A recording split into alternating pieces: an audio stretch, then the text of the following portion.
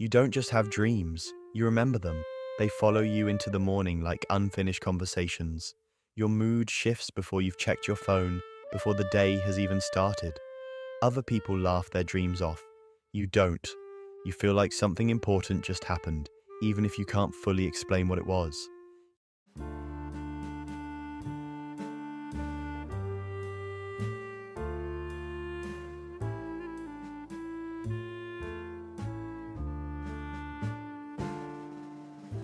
You notice patterns, the same places that don't exist in real life, faces that feel familiar but aren't, situations that feel emotionally heavier than anything that happened yesterday.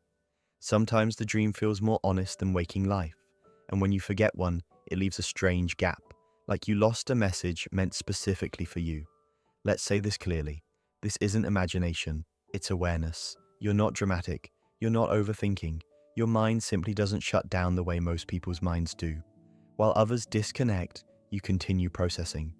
Your brain keeps working through tension, desire, fear, and meaning instead of burying it under noise. Here's the uncomfortable truth. People like you live closer to their inner world than average. That doesn't make life easier, it makes it sharper. You don't get the luxury of emotional autopilot. You carry unfinished thoughts with you. You feel things that haven't been named yet, and dreams become the place where all of that shows up without permission. This is where most people lie to themselves. They think dreams are random. You know better, and the real question isn't what your dreams mean. It's what kind of person keeps remembering them at all. Most people wake up and forget their dreams within minutes. You don't. Even when details fade, the feeling stays. A tension, a curiosity, a sense that something inside you is still active. That alone puts you in a different category, whether you ask for it or not. At first, it feels like a burden. You notice emotional shifts others miss. You pick up on unfinished conversations, unspoken intentions, subtle changes in tone. While everyone else moves on, part of you stays alert, watching, holding. That vigilance doesn't turn off when you sleep. It simply changes form. Let's say this clearly. This isn't fragility, it's sensitivity with depth. Psychologically, people who remember dreams more often tend to have a mind that filters less. Not because it can't filter, but because it doesn't default to avoidance. Your internal system stays open longer. You register contradictions instead of smoothing them over.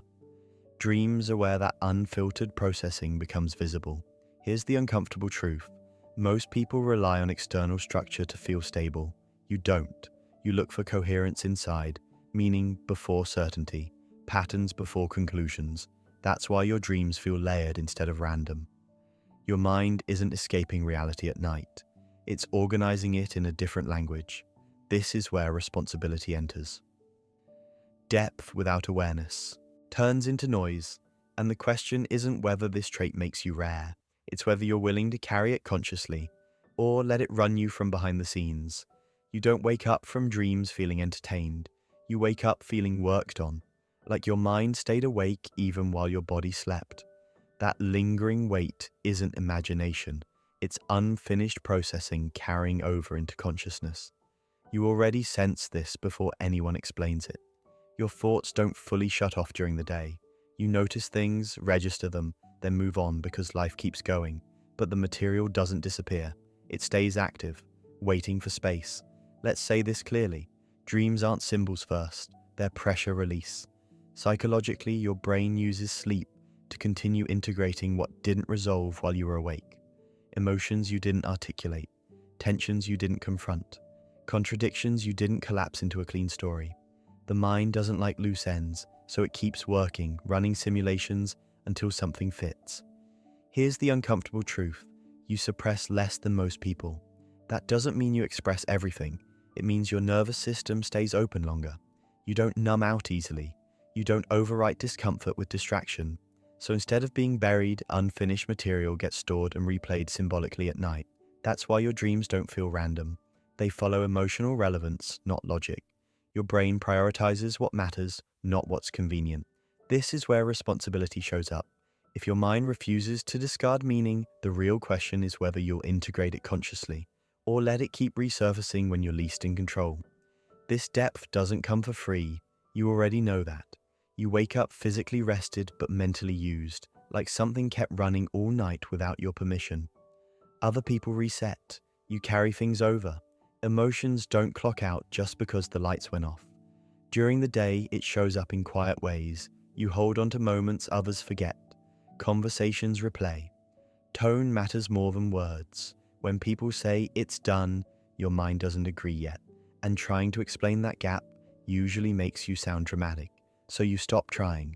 Let's say this clearly. Depth without containment becomes exhaustion. Relationally, this sensitivity cuts both ways. You anticipate shifts before they happen. You feel distance before it's spoken. But without clarity, that awareness turns into overinterpretation. You start forecasting emotional outcomes instead of responding to what's actually happening. Intuition slowly slides into self-doubt. Here's the uncomfortable truth. Your inner world doesn't go quiet just because life demands it. When your mind is always active, silence stops being restful. Stillness feels confrontational, and instead of recognizing this as a pattern, you start questioning yourself. You wonder if something is wrong with you, if you're too much, if you're wired incorrectly. This is where most people lie to themselves. Depth isn't the problem. Unexamined depth is, and the longer you avoid naming the cost, the more this trait runs your life instead of supporting it.